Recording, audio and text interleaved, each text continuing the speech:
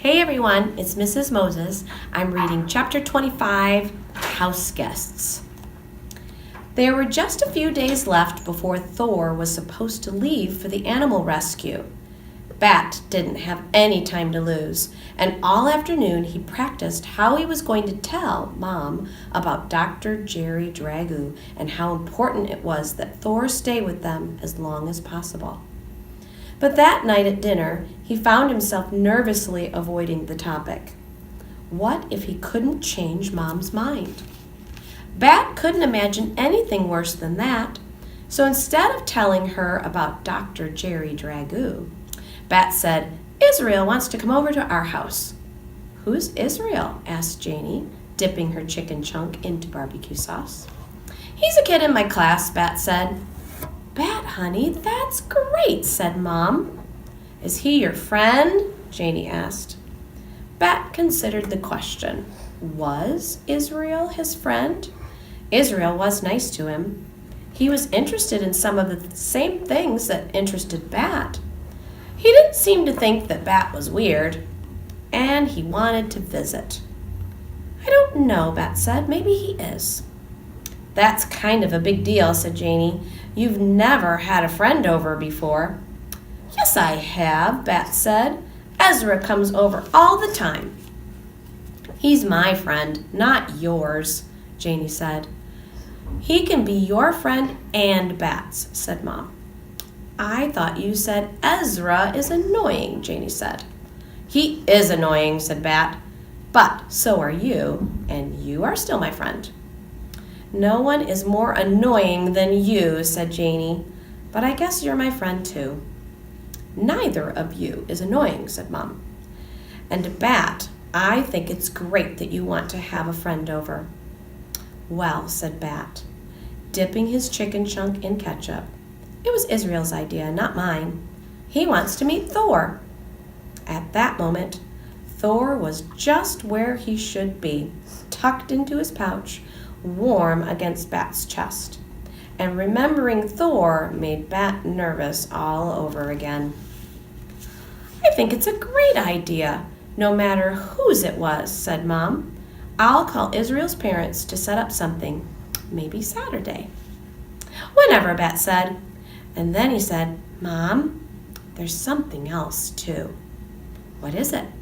Mom had a chicken chunk in her hand, already dipped in sauce, but she set it down. "I wrote to a world skunk expert," Bat said.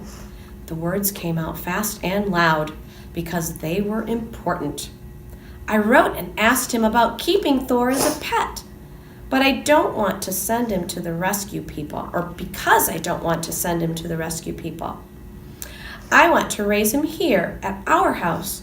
I love Thor. I think maybe he loves me too. And I'm not ready to give him away." "Oh, Bat," Mom said, "how on earth did you find a world skunk expert?" And then Bat told her about reading in his animal encyclopedia about Dr. Jerry Dragoo, and about Mr. Grayson helping him with the email, and about waiting and waiting for a response, and about finally getting an email back, and about how Israel had wanted to read it too. "I can be a good skunk caretaker, Mom," he said at last. And then he waited to hear what she would say. But it was Janie who spoke. "Wow, Bat," she said. "That's pretty cool that you found an expert and wrote to him. That takes guts." "I think you should let him keep raising the skunk, Mom. He's pretty serious." Bat was so surprised that he felt his mouth drop open. Janie was helping him. "Bat," Mom said, "I've been watching you with the kit. You are so responsible and careful with him. But honey, raising Thor until he's old enough to release is a big commitment. He'd have to stay with us all through the rest of the school year and through the summer as well." That sounded wonderful to Bat. "The longer the better," he said. "You say that now," Mom said. "But what if you get tired of feeding him and cleaning up after him? And what about when he gets bigger and he's awake more of the time?"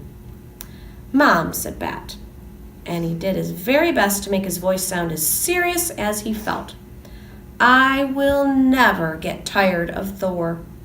That would be like you getting tired of me and Janie."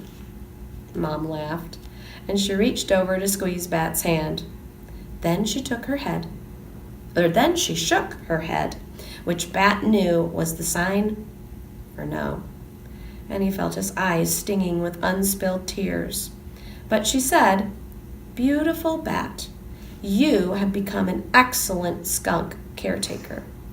You have been dedicated, and you even found a way to contact a skunk expert. I have to admit, I am impressed. I'll tell you what, I'm thinking that maybe we won't call the Animal Rescue Center next week, and we can try having you take care of Thor, with my help, until he's old enough to release. How does that sound?" How did it sound? It sounded not as good as a promise that he could keep Thor forever, but still impossibly good. Bat felt like he was vibrating on the inside. He was so happy. He wanted to jump up and whoop with joy, but Thor was curled up and asleep in the sling, and a good skunk caretaker would never startle his kit like that. So instead he said, "Thank you, Mom, and thank you, Janie. Thank you both."